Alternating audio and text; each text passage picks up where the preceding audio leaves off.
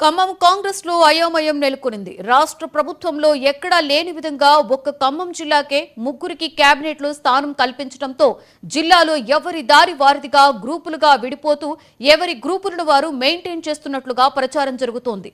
జిల్లాలో ముగ్గురు మంత్రులు కాకుండా కేంద్ర మాజీ మంత్రి, రాజ్యసభ సభ్యురాలు రేణుకా చౌదరితో 4 గ్రూపులు ఏర్పడ్డాయి. 4 గ్రూపుల మధ్య వర్గ విభేదాలు బలంగా సాగుతున్నాయి. కాంగ్రెస్ పార్టీలో స్థానిక నాయకులకు పదవులు కట్టబెట్టడంలో ఏ గ్రూపు వారు ఆ గ్రూపుని పైర్వీలు చేసుకుంటున్నారు. ప్రభుత్వంలోని అధికార పదవులకు, పార్టీలోని సంస్థాగత పదవులకు తీవ్రమైన పోటీ నెలకొనింది. దీనిపై మరింత సమాచారాన్ని మా రీజనల్ కోఆర్డినేటర్ రవి అందిస్తారు. తెలంగాణ రాష్ట్ర వ్యాప్తంగా ఇప్పటికే ఏదైతే 42% బీసీలకి అయితే స్థానిక సంస్థల్లో రిజర్వేషన్లు రాష్ట్ర ప్రభుత్వం ప్రకటించింది.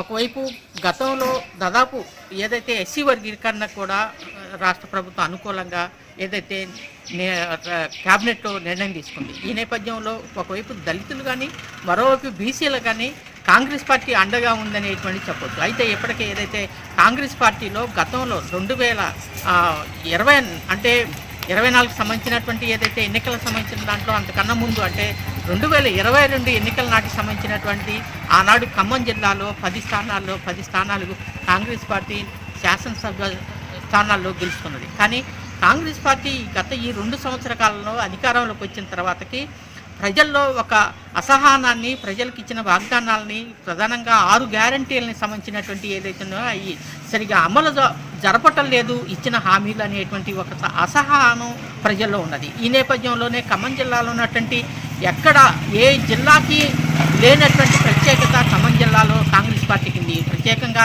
ఖమ్మం జిల్లాలో ఉన్నటువంటి 3 మంత్రులు ఖమ్మం జిల్లా నుంచి ఉన్నారు. 5 స్థానాలు ఏదైతే ఉన్నాయో 5 ఖమ్మం అసెంబ్లీ ఏదైతే ఖమ్మం జిల్లాలో ఉన్నటువంటి 5 స్థానాల్లో 3 స్థానాల్లో కూడా కాంగ్రెస్ పార్టీ మంత్రులు ఉన్నారంటే ఒక ప్రత్యేకత ఖమ్మం జిల్లాకి, అంటే తెలంగాణలో ఖమ్మం జిల్లాకు ఒక ప్రత్యేకత ఉన్నది. ప్రధానంగా రాజకీయ ఉద్దండులుగా ఉన్నటువంటి వ్యవసాయ శాఖ మంత్రి తుమ్మల నాగేశ్వరరావు కానీ, అట్లాగే మొత్తం రెవెన్యూ శాఖ మంత్రి పొంగులేటి శ్రీనివాసరెడ్డి, అట్లాగే మరొక ఉప ముఖ్యమంత్రి బట్టి విక్రమార్క ఈ జిల్లా నుంచే ప్రాతినిధ్యం వహిస్తున్నారు. అయినప్పటికీ కూడా ఖమ్మం జిల్లాలో ఉన్నటువంటి ప్రధానంగా ఖమ్మం జిల్లాలో కాంగ్రెస్ పార్టీని ఒక తాటిపై నిలబట్టడం అనేటువంటిది లేకుండా పోయింది. ఇప్పటికే గ్రూపులుగా మారిపోయినటువంటి పరిస్థితి ఉన్నది. ఎందుకంటే ఏ మంత్రి కూడా మరొక మంత్రిని తన ఇలాకాలకి రానివ్వని పరిస్థితి ఉన్నది.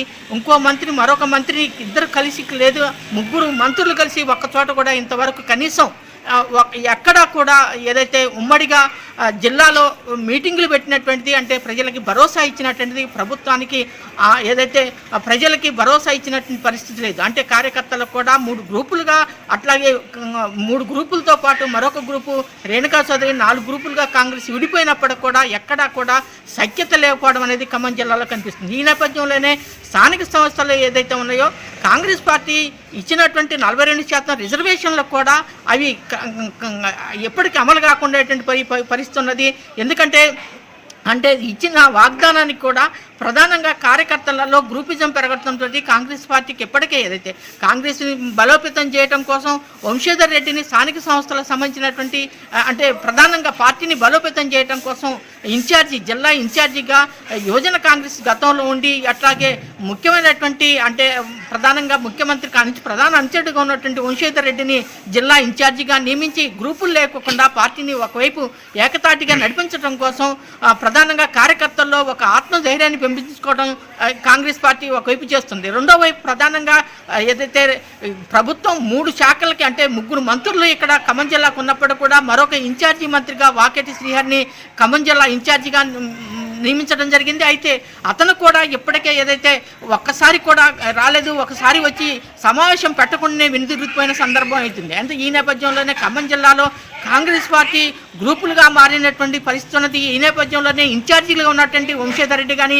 అట్లాగే వాకేటి శ్రీహరి కానీ ఇద్దరు కూడా కాంగ్రెస్ పార్టీకి ఏ మేరకు మేలు చేస్తారో ఒకవైపు అంటే మంత్రుల శాఖని అంటే ప్రధానంగా ఏదైతే సమన్వయం చేయటం కానీ, రెండో వైపు పార్టీని బలోపేతం చేయటం కానీ, ఈ 2 సంబంధించినటువంటి ఇన్ఛార్జీలు 3 మంత్రుల మధ్య ఏమైపోతారు అనేటువంటి ఒక ప్రశ్నగా మిగిలిపోయిన సందర్భం ఉంది.